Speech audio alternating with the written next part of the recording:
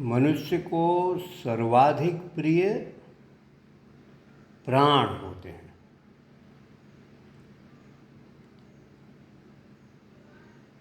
प्राण हो भी क्यों ना, प्राण है तो ये जीवन है। प्राण के रहते ही जीवित रहना संभव है, परंतु एक स्थिति ये होती है कि कोई प्राण प्रिय होता है तो उसके लिए प्राणों का उत्सर्ग भी करने में कोई विलंब नहीं लगाता। कुछ उद्देश्यपरक होता है कृत्य, कुछ कल्याण के दृष्टिकोण से होता है। जैसे सैनिक का उदाहरण लेते हैं। सैनिक राष्ट्र के लिए कर्तव्य की बलिवेदी पर अपना सबसे मूल्यवान न्यौछावर कर देता है, प्राण।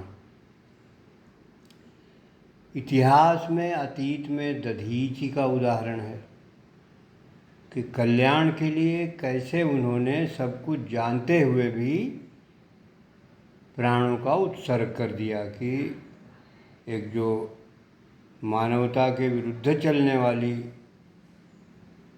जाति है, प्रजाति है, उसका विनाश अगर हो रहा है तो ठीक है, मैं प्रसन्नतापूर्वक प्राण दे दूंगा, ले जाइए। इन हड्डियों से अगर वज्र का निर्माण होता है तो आप सहर्ष मैं प्राण त्याग देता हूँ, ले जाइए। अब एक स्थिति ये भी है कि जो प्राणों से प्रिय है उसके विछोह में प्राण रोके ही नहीं जा सकते। एक अन्यतम उदाहरण है महाराज दशरथ का कि उन्होंने राम के वन जाते ही, वैसे उनकी आज्ञा से ही राम को वनगमन का आदेश हुआ, परंतु वो आज्ञा किस प्रकार से दी उन्होंने बुझे मन से, वो सभी को ज्ञात है कि कैकेयी ने अपनी हठधर्मिता से। अब वो एक अलग विषय है कि मानवता के कल्याण के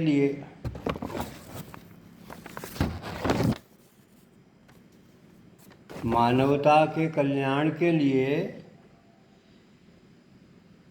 देवताओं ने कुचक्र रचा और अपने कल्याण के लिए कि ये राक्षस, इस राक्षस कुल का विनाश बिना भगवान के नहीं हो सकता है, तो उनको किसी भी प्रकार से इसके समीप लाना ही होगा।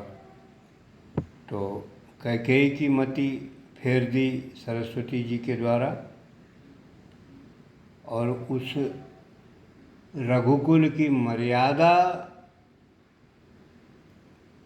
का लाभ उठाया कि नहीं, अब चाहे प्राण भी जाएं पर वचन नहीं जाएगा, तो उन दो वरदान को इस समय के लिए रख छोड़ा।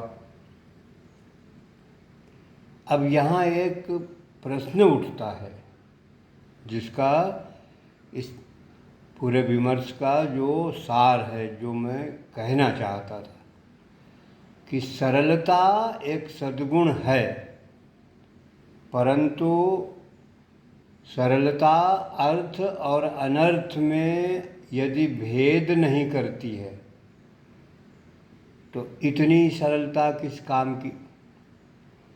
मानस में भी कहा गया कि कतहु सिधाई हूँ ते बड़ दोषु। वन में भी जो सबसे सीधे पेड़ होते हैं, जिनमें ये मालूम पड़ता है कि नहीं इसमें इमारती लकड़ी, काम की लकड़ी बहुत निकलेगी, तो सीधे ही पेड़ काटे जाते हैं।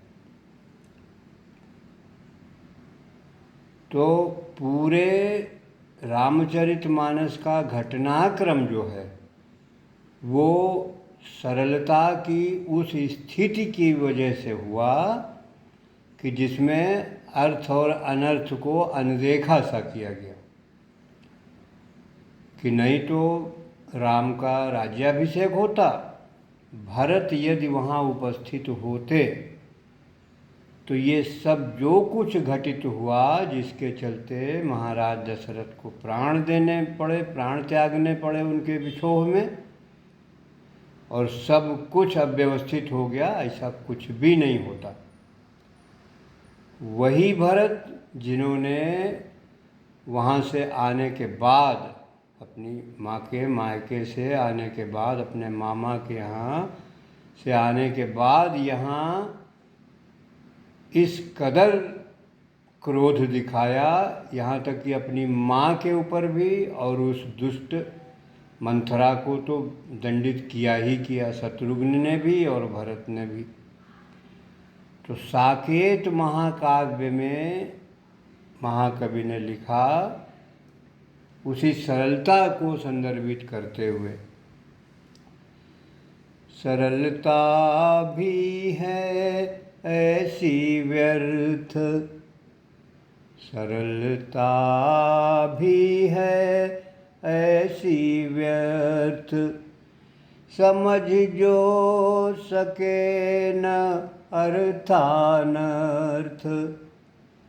भरत को करके गृह से त्याज्य, राम को देते हैं नृपराज्य, भरत से सुत पर भी संदेह,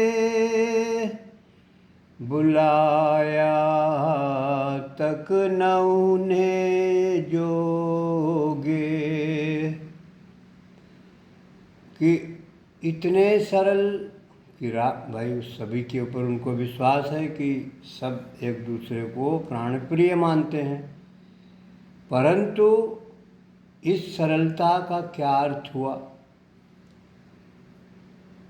कि अगर भरत को भी बुला लेते तो एक तो भरत को बड़ी प्रसन्नता होती कि भरत और राम ये दशरथ के लिए दोनों अत्यंत प्रिय थे, चारों संतानें प्रिय थीं, पर राम और भरत बहुत प्रिय थे। इसको उन्होंने स्वयं कहा, और मोरे भरत राम दुई आँखी, सत्य कहूँ करी शंकर साखी। वो उन्होंने स्वयं ही कहा कि नहीं मुझे इतने प्रिय हैं। तो कहने का जो तात्पर्य है कि सरलता एक सद्गुण है, मनुष्य में होनी चाहिए, परंतु इतना भी सरल होना सही नहीं है कि कोई अगला व्यक्ति दोहन कर ले आपकी भावनाओं का, शोषण कर ले आपके मनोभावों का, और स्थिति स्वयं ही विपरीत हो जाए। तो इतना तो देखना ही चाहिए कि सरलता किस स्तर तक सही है, और इसका उपयोग और दुरुपयोग कोई बहुत चतुर टाइप का आदमी, चतुर व्यक्ति न कर ले। धन्यवाद, नमस्कार। जो विचार आते हैं मैं आपको साझा कर लेता हूँ, साझी कर लेता हूँ।